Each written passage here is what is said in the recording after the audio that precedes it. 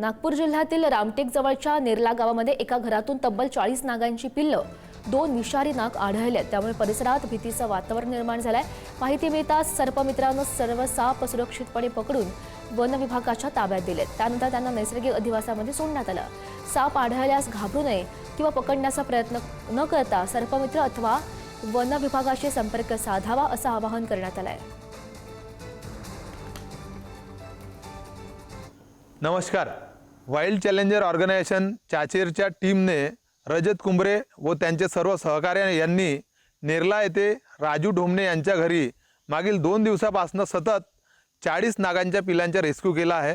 सोबतच 2 मोठे नाग सुद्धा तिथे पकडण्यात आलेले आहे। अवतीभोवती असलेल्या आपल्या कोणत्याही गावातील सर्पमित्रांना संपर्क साधावे व त्यांच्या माध्यमातून आपण आपल्या जीवाचा व आपला जीव वाचवावा हीच विनंती।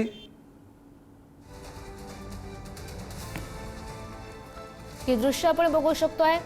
नागपूरमध्ये हा सगळा प्रकार घडलेला आहे। त्यामुळे साप जर दिसला नागपूरकरांना तर त्यांनी घाबरून जाऊ नका। त्यांनी वन विभागाशी संपर्क साधावा असं आवाहन त्यांना करण्यात आलंय।